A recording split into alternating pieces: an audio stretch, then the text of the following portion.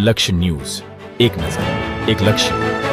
સુરેન્દ્રનગર જિલ્લાના ધાંગધ્રા શહેરના ભાજપના પ્રમુખ તરીકે ફરજ બજાવતા કિરીટસિંહ જાડેજા પર એટ્રોસિટીનો ગુનો નોંધાયો, જેમાં હાઈકોર્ટ દ્વારા આ અંગે સ્ટે આપ્યો હતો, જેના વિરોધમાં કોંગ્રેસ જિલ્લા પ્રમુખ, અન્ય સમાજના અગ્રણી તથા પરિવાર અને કાર્યકરો સાથે ધાંગધ્રા તાલુકા પોલીસ સ્ટેશન સામે ધરણા યોજ્યા હતા અને જે ભાજપના પ્રમુખ છે તેમની ધરપકડ કરવા માટેની માંગ કરી હતી.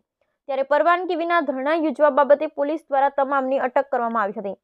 સમગ્ર ગુજરાતમાં એટ્રોસિટીના ગુનાઓ નોંધાયા છે અને સાચા તથ્યો સાથે તે આરોપીને સજા પણ થતી હોય છે, પરંતુ ધાંગધ્રામાં શહેર ભાજપ પ્રમુખ પર એટ્રોસિટીની ફરિયાદ નોંધાઈ છે. ત્યારે પોલીસે તપાસના નામે ડિંડક કર્યું હોય 2 માસથી ફરિયાદ નોંધાવી છે, છતાં કોઈ કાર્યવાહી હાથ ધરવામાં આવી નથી, જેના વિરોધમાં કોંગ્રેસ જિલ્લા પ્રમુખ અને પરિવારના સભ્યો સાથે ધરણા યોજાયા હતા.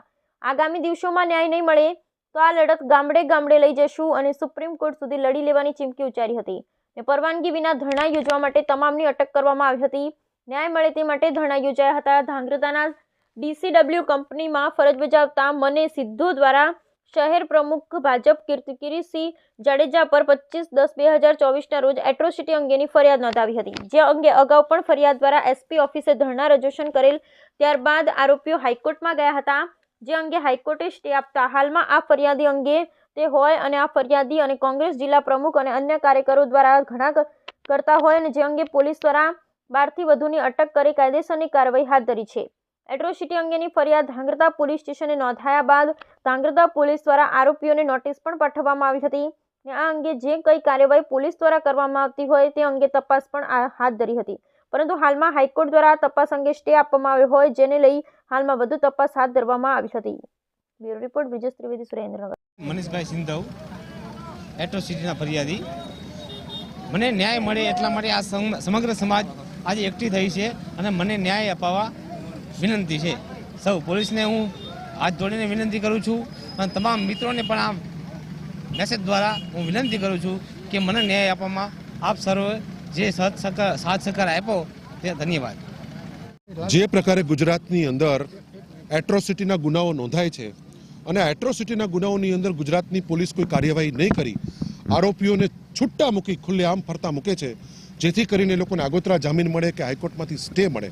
આજે ધાંગધ્રાની અંદર શહેર ભાજપના પ્રમુખ સામે એટ્રોસિટીની ગંભીર ફરિયાદ દાખલ થઈ હોવા છતાં 2 મહિના સુધી આરોપીઓને પકડવામાં ન આવ્યા અને એમને ટેસ્ટથી આરામથી હાઈકોર્ટમાં જાય અને હાઈકોર્ટમાં જઈને એક જ દિવસની અંદર એમને આ FIR ઉપર સ્ટે મળી જાય અને ત્યાં સરકારી વકીલ એ સરકારનો પક્ષ પણ રજૂ ના કરે, સરકારી વકીલ એ સ્ટેટ વતી ત્યાં રજૂઆત ન કરે.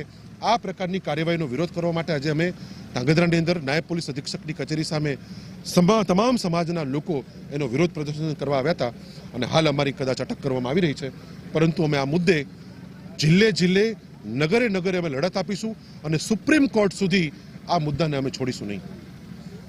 ગઈ તારીખ 25/10/2024ના રોજ DCW ના કર્મચારી તથા વર્કર યુનિયનના મનીષભાઈ સિંધવે ધાંગધ્રા સિટી પોલીસ સ્ટેશનની અંદર BNS તેમજ એટ્રોસિટી એક્ટ હેઠળ ફરિયાદ નોંધાવેલ, જેની આગળની તપાસ હું ધાંગધ્રા DYSP JD પુરોહિત કરી રહેલ છું. આ ગુનાની તપાસ દરમિયાન ફરિયાદીશ્રી તથા સાહેદોના નિવેદન લેવામાં આવેલા છે, તેમજ DCW ખાતેથી CCTV કેમેરા પણ લેવામાં આવેલા છે, જે FSLની અંદર મોકલવામાં આવેલા છે અને આ તપાસ દરમિયાન જે આરોપીઓ છે 2 નામજોગ દર્શાવેલા છે તેમના નિવેદન લેવામાં આવેલા છે, તેમને BNSની 35 મુજબ નોટિસ પણ આપવામાં આવેલી છે. આ તપાસ ચાલુ હતું દરમિયાન ગઈ તારીખ 16/12/2024ના રોજ ફરિયાદીશ્રી તથા તેમના સાક્ષીઓ અને અન્ય DCWના બીજા વર્કરો તથા કર્મચારીઓ DYSP ઓફિસની સામે ધરણા ઉપર બેઠેલા અને તાત્કાલિક બીજા જ દિવસે 17/12/2024ના રોજ આરોપીઓ હાઈકોર્ટની અંદર ગયેલા અને નામદાર હાઈકોર્ટે તપાસ ઉપર સ્ટે આપેલો છે અને આજ રોજ DCWના કર્મચારી તથા ફરિયાદીશ્રી તથા સાહેદો ફરીથી તેઓ ધરણા ઉપર બેઠેલા અને તેઓને આજે ડિટેન કરવામાં આવેલા છે. 12 જણને આજે ડિટેન કરેલા છે.